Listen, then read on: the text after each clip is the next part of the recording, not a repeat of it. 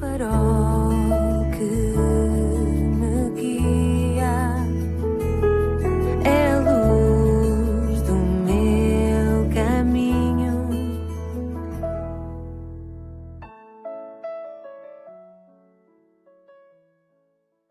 Sou o Carlos Oliveira e quero dar as boas-vindas à 144ª edição do programa Pedindo Luz. O tema hoje é Maria e as outras. Infelizmente, a maior parte das pessoas não questionam. Só Maria vai com as outras. Gosta da Maria, que é Maria, mas não vai com as outras. E porquê? Porque esta Maria questiona, porque avalia o peso da razão, se o tem. Vivemos no tempo das fake news, notícias falsas, numa sociedade que dissemina sem saber e que acredita cegamente sem questionar, pesquisar. Uma sociedade alienada intelectualmente, que necessita de acesso à informação verdadeira, sem manipulações. É engraçado e até irónico que um sapo que é beijado por uma princesa e é transformado em príncipe seja considerado história da carochinha, mas que um suposto ser unicelular inobservado ao longo de bilhões de anos, que se transforma primeiro em Australopithecus e depois em Charles Darwin, seja considerado ciência. Para as muitas pessoas que perguntam como é possível que indivíduos eruditos, entre aspas, consigam acreditar que o homem veio do macaco, talvez a melhor resposta seja o que o escritor George Orwell escreveu, dizendo: há coisas tão tolas que só os intelectuais conseguem acreditar. Karl Raymond Popper, professor austro-britânico, considerado um dos maiores filósofos da ciência do século XX, disse o seguinte: uma das coisas mais estúpidas que já se ouviu hoje em dia é: eu acredito na ciência. Dever-se-ia questionar, duvidar, pesquisar e verificar sempre se não anda dinheiro por detrás de muito do que nos é impingido como ciência e que a Bíblia chama de falsamente chamada ciência. Em termos de verdades científicas, aconselho que recorramos ao que sempre repetiu nos seus livros a escritora de obras policiais, muitas vezes considerada rainha da literatura do crime, Agatha Christie. A saber, disse ela, para desvendares a razão do crime e descobrires o criminoso, segue o dinheiro. Sim, sigamos o dinheiro e surpreendamo-nos com o lucro económico, que é a verdadeira razão do que está por detrás do que nos querem impingir como verdade científica, sendo mentira, histórias da carochinha. E ainda por cima fazem-no tendo o desplante de usarem essa mentira para tentarem abafar a verdade dos séculos, a verdade que tem resistido e resistirá sempre à erosão implacável do tempo, a Bíblia. Para Karl Popper, todo o conhecimento é falível e corrigível, virtualmente provisório. Como é tão verdadeiro aquilo que ele diz. A experiência e a história comprovam-no.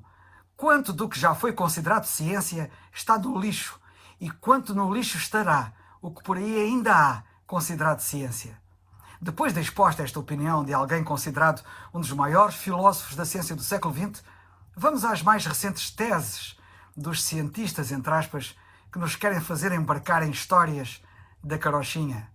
Temos ouvido deles ultimamente até à exaustão, sobre os seres humanos serem os causadores de todas as desgraças de tragédias oriundas das mudanças climáticas e do aquecimento global, e até colocam os bovinos no mesmo patamar dos humanos por estes emitirem, através do seu processo digestivo, os gases que dizem ser responsáveis pelo aquecimento global, o CO2 e o metano. Pregam de seca a meca que a análise realizada ao aumento desses dois gases na atmosfera comprovam a sua conclusão. Mas será isso verdade? Ao eu dizer isto, parece que já vejo alguns assanhados, prontos para me devorar por este questionamento, mas não o façam sem primeiro ouvirem aquilo que ainda tenho para dizer sobre o assunto. Eu não sou Maria, que vai com as outras.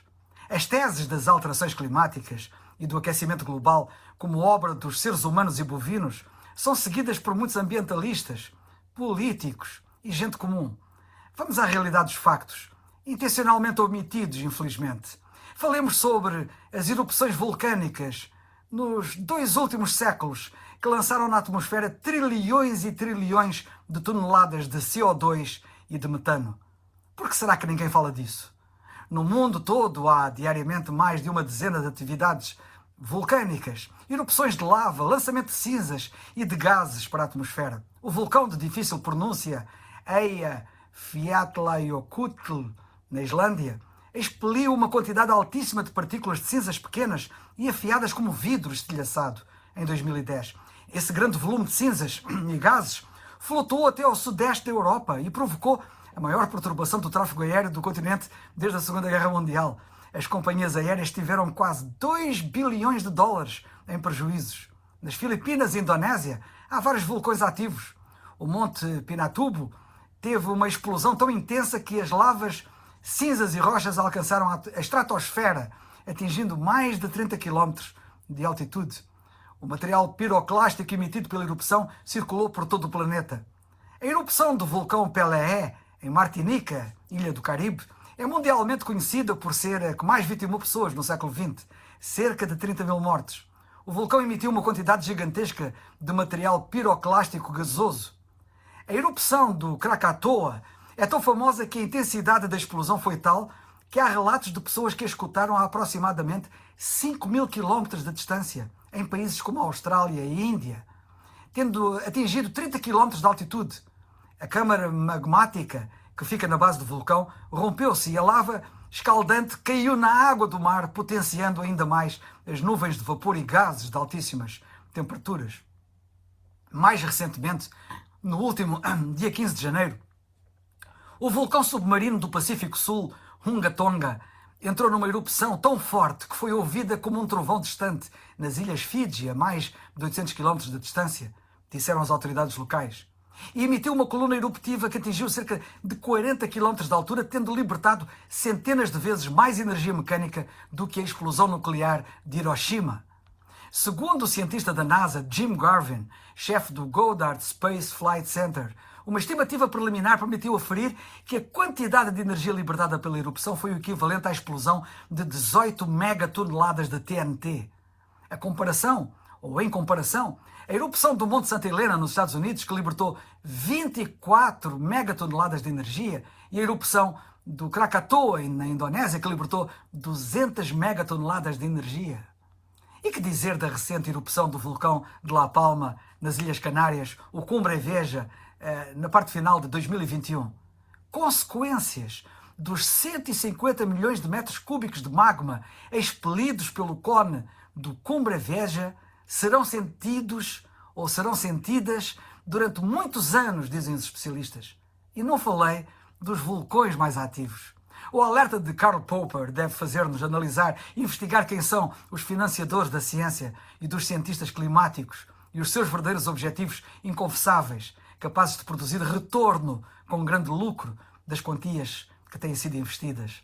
Lembra-te do que dizia Agatha Christie: para desvendares a razão do crime e descobrires o criminoso, segue o dinheiro. Será que depois de teres conhecimento de todos estes eventos naturais capazes de provocar alterações climáticas e aquecimento / arrefecimento global, continuarás a acreditar que somos nós e os bovinos os responsáveis, como afirmam os ambientalistas, pelas alterações climáticas e o aquecimento global?